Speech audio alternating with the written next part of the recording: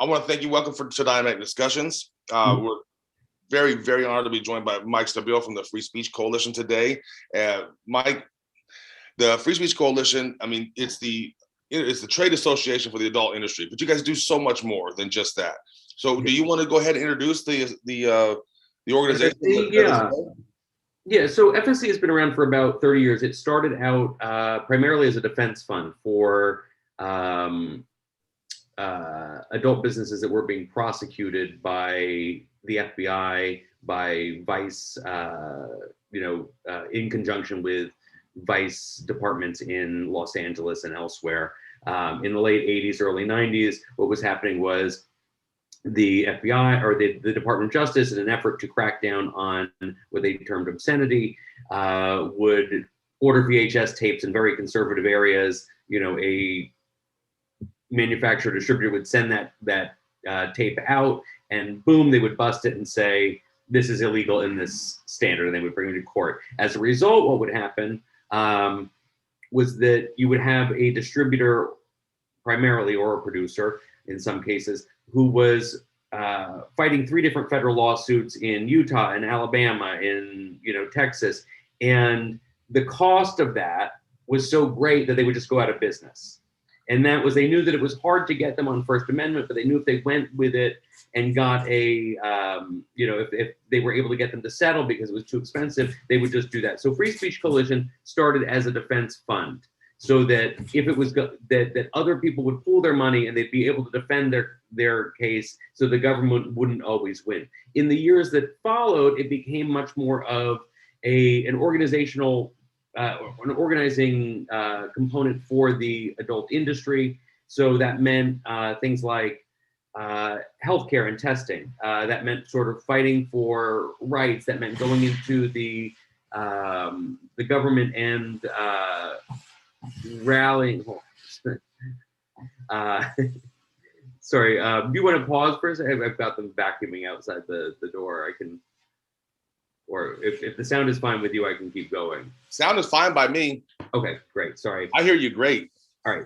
So that would be, like I said, there were, regulations that were happening in terms of, they wanted to put in a tax on adult businesses in California that would pay for victims who had been victims of domestic violence. There are periodic crackdowns on the adult industry and on retailers, on sex toy manufacturers, pleasure products that happen. And so,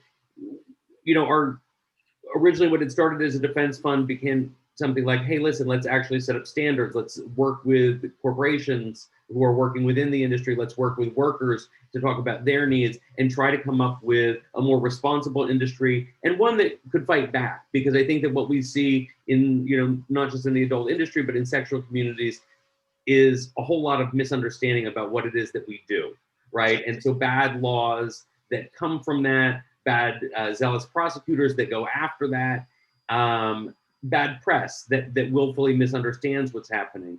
So we've become sort of a spokesperson for the adult industry, and in some ways for sexual speech more broadly.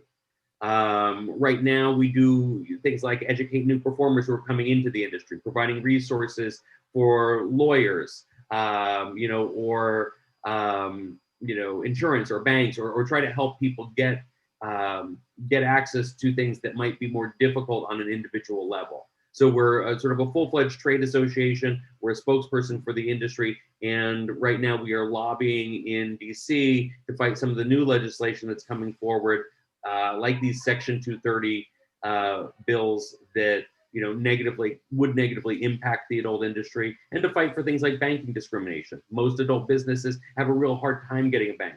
They have, it's unstable when you have a bank.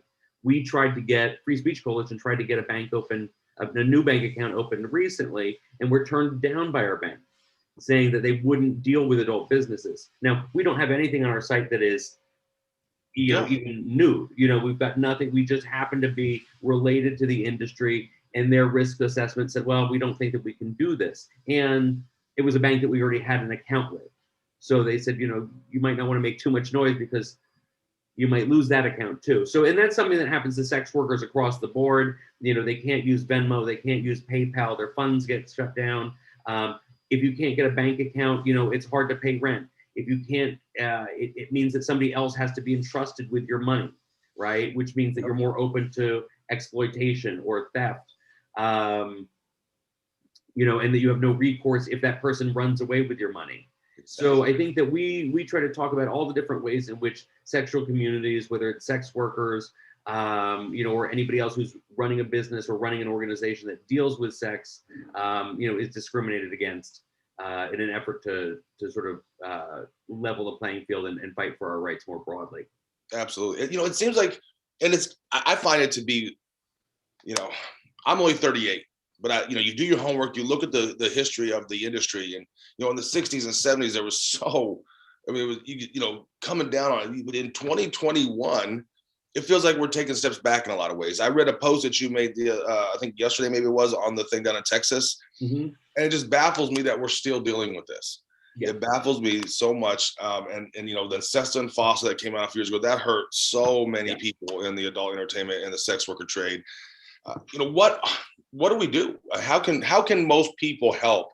We know you guys are out there fighting. How do we help? How does the general public help? Yeah, there are a couple of ways. Obviously, we love donations. We are a small organization. We are funded by both businesses and workers, but I will tell you that nobody in this world really likes giving away money. So I think that we are always saying the more that people can participate, the better. It's hard for us, it's a struggle for us to do something like, our securing lobbyists in DC. We went and talked to, and not only are they expensive, right? This is a huge part of our budget that we've had to sort of corral. But we talked to lobbyist after lobbyist, and they couldn't deal with it. They couldn't handle us because they were going to lose another client. It was for their reputation. If we take you on, well, this oil company is not going to like it, or whatever. And they're obviously bigger clients. We understand that. What that's meant is that we are not represented in discussions over legislation. It means that, when these bills get passed in these state houses, that, where it says, porn is a public health crisis, or we're going to institute mandatory filters. There's a new bill that's requiring mandatory filters on new devices that are sold. So if you were in Utah and you bought a laptop, it would come with an anti-sex filter, anti-porn filter installed, and you would have to remove it.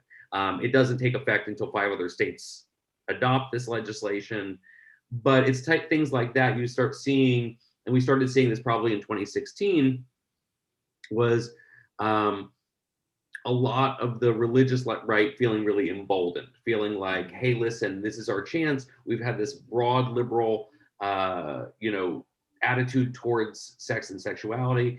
Now we need to come after it, and now we've got the power. And I think that they still feel that. I think that you see that with the war on porn and specifically the war on Pornhub that started last year, in terms of accusing it of trafficking, accusing it of hosting child sex abuse material, all these sort of things that are out of context, that don't actually relate to what's going on, resulting in the loss of banking, the loss of credit card processing.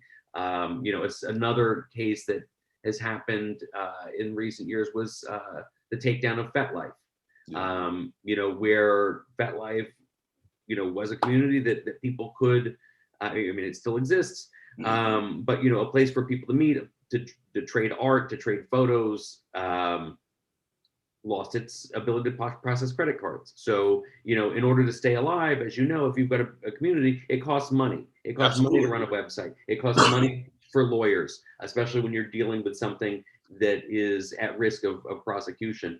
And when they take away, when banks or MasterCard or Visa or PayPal take away their ability to process with you, or for you to process, you lose that. So we can't exchange cash over the internet. Absolutely not. And that means that a lot of businesses are really vulnerable. A lot of organizations are really vulnerable. It's the challenges. What are the biggest challenges, do you think, that we have to overcome first? Is it getting more media attention?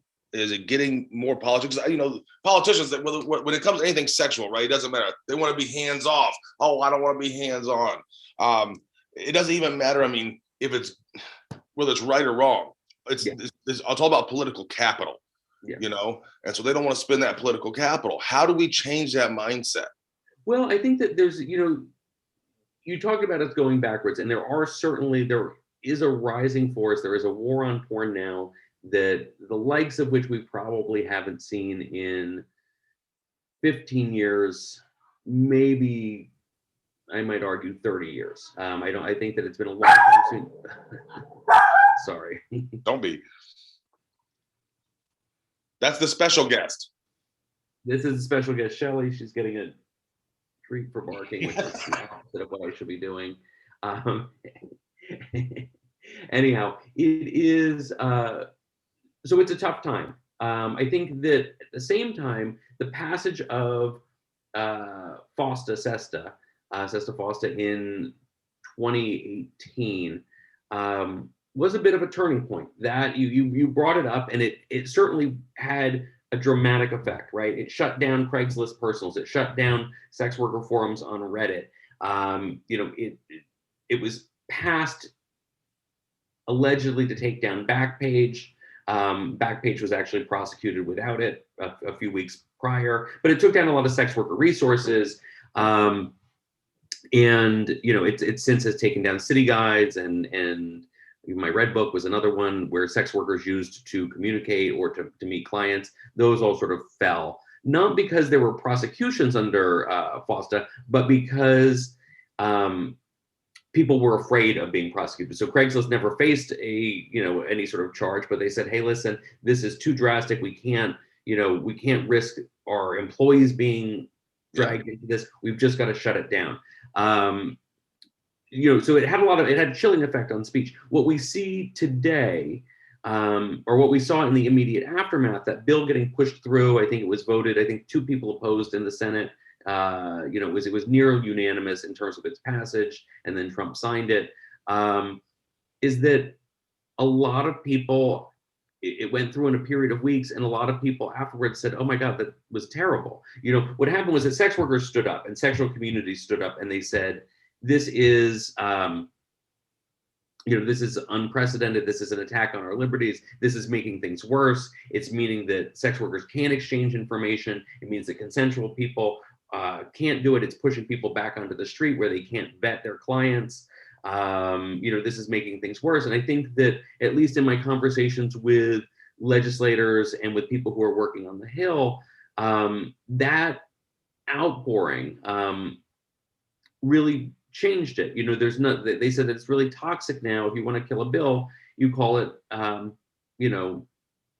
2.0, because they didn't, it seemed so clear cut because the discussion hadn't changed at that point. What FOSTA did was it really meant that there were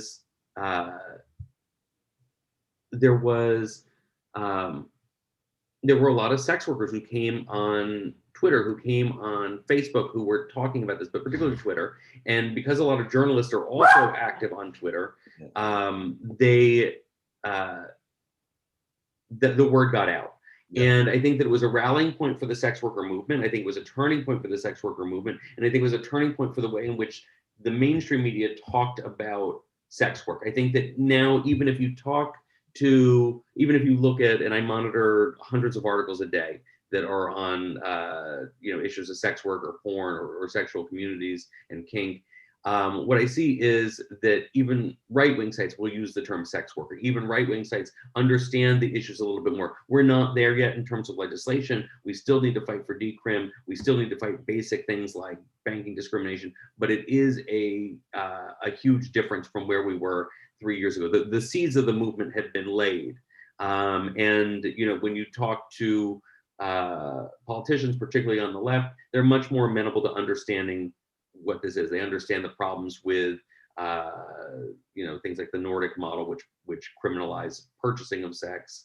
The conversation has shifted fairly dramatically. Okay. And so when you talk about, just to round back to what you were originally saying, what can people do? I think that it's really educate yourself on the issues, you know, and be active on, don't discount the value of being active on social media, and of sharing articles, because I really can't stress enough how much that meant in 2016 when we were fighting regulations in California that required mandatory condoms for adult performers, or what it meant in 2018 with Sesta Fosta. It was just you're able to reach journalists, people are able to see that people are outraged, people are able to have those conversations. So educating yourself and also being vocal on these platforms is really important. Absolutely, absolutely. Mike, again, I just want to thank you so much for taking your time today to be with us. I'm going to make sure that everyone in our community has access and knows exactly where to find you, push to donate. If there's ever anything, I know you have a lot of programs. If there's ever anything you need to get out to the community, there's 24,800 of us that you can at any time send it to us. We'll definitely get it out. That's amazing. I really appreciate it. I mean, we're all it's free the kink. We like kinky stuff. So we're probably some of us are probably customers of all of your support. Yeah, kink.com is on our board. I've also worked with Kink for many years. I mean, these things, we are the canary in the coal mine of free speech and of sexual rights, the adult industry and the kink community and the sex work community. So it's important that we stop these things before they proceed. People don't realize until later how much this actually affects them. And I think that is something that we need to be aware of. We need to be at the forefront. We are at the vanguard. I really appreciate you taking the time to talk with us and to share the message, because if we don't stop it here, those rights, rapidly fall. Yeah, I think we're always going to be at risk without people like you and organizations like yours that are standing up, and then, communities like ours that are trying to do our best to support you. Great. I really appreciate it. Thank you so much. Have a wonderful day. Enjoy your holiday weekend. Thanks, you too, Mac. Talk to you soon. Bye.